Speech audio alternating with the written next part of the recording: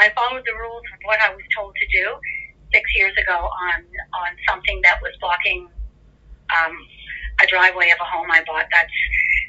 I'm sorry, but that's all I have. And your tone is actually making me feel really uncomfortable because I don't know anything more about it, and I don't know what else to say.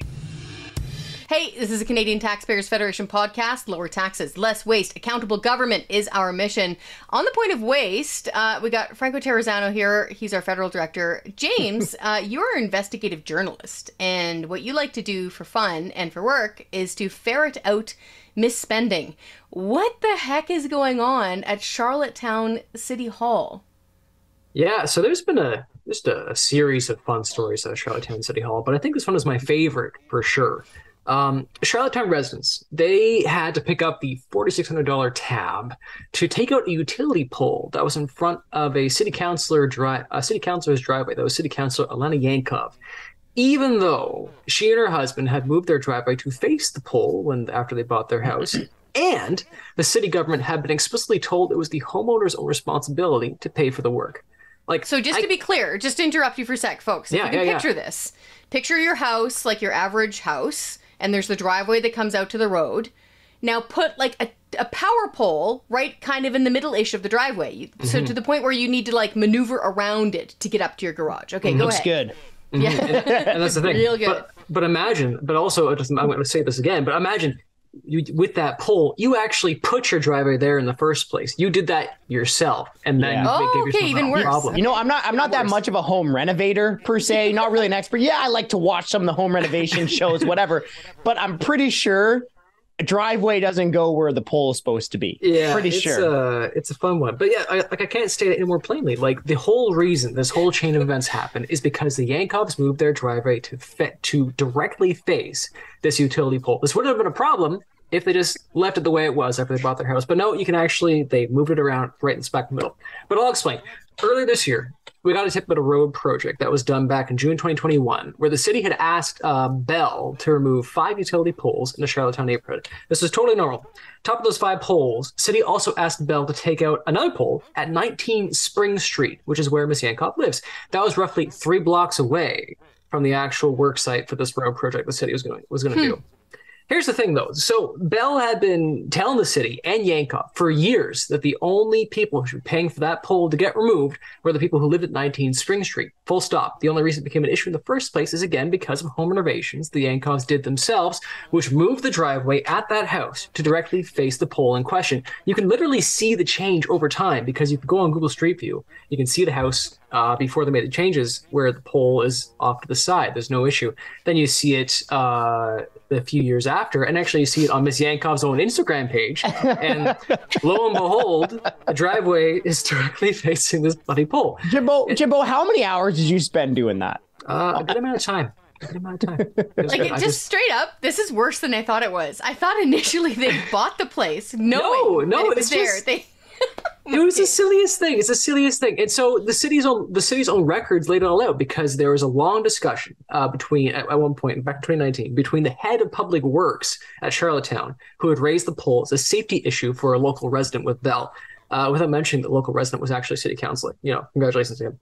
Bell told Public Works head at the time that any movement of the pole would be at the homeowner's own cost, and residents of 19 Spring Street had made changes to their property with full knowledge of where the pole was at. So everyone on the dog was saying, hey, Charlottetown, don't pay for this. They need to pay for this. And evidently the city, didn't listen to them. So everyone is saying taxpayers shouldn't be on the hook for this. It's the people who brought their driveway to the pole that should be paying for that. And after all of this, city council said, yep, thanks for the advisement.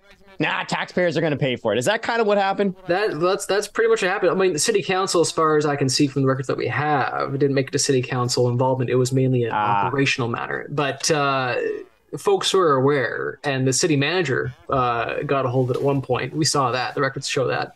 But yeah, despite everyone saying, hey, Charlottetown, do not pay for this because of XYZ, all these reasons and all these very good reasons, the city went, okay, sure, I'm going to pay for it anyway, because despite Bell telling the city the homeowner had to pay, the city got a quote on June 7th from Bell for the removal of 6 poles, 5 at the work site and the extra one at 19 Spring Street. The price tag was $27,767 or $4,627 per pole.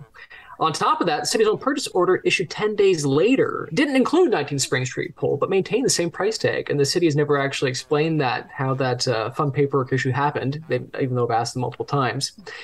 City maintains the pole was a safety issue and had to be taken out at city expense, despite Bell telling repeatedly it was the homeowner's responsibility. As for Ms. Jankov, we did eventually get in contact with her. We asked her if she believed whether or not it was fair for city residents to pay for the pole to be removed, whether or not she'd be willing to repay the amount spent on the removal. Here's what she said. I followed the rules of what I was told to do 6 years ago on something that was blocking a driveway of a home I bought. I'm sorry, but that's all I have. And your tone is actually making me feel really uncomfortable because I don't know anything more about it, and I don't know what else to say. Okay, so just to recap, they knew the pole was there because they could see it with their eyes. Then they moved their driveway so that the driveway like flows around the pole. Like imagine a mighty oak in the middle of a river, okay? Everybody told them that it's their responsibility to pay for it, but the city wound up paying for it anyway. I think I know what you're going to say here, James, but what's the fix here? Yeah, this one's easy. Like, Ms. Jankov, if you're listening, pay for your own freaking pole. It's very simple. Like, this is such an easy fix. I wish, I talked to her on the phone about this, and we just ran in circles. So, yeah, if you're listening, pay for the freaking pole. As for the wider issue of Charlottetown municipal government, letting this one kind of slip through the cracks, that's harder to fix. But they have an election coming up. So if people want to see things fixed in town, now's the time to have a very direct hand in that happening. And I mean, we'll keep beating the drum about Charlottetown issues until we see some actual steps taken by the province to, make sure things are going in the right direction there. It's just, this poll issue really stands out for me.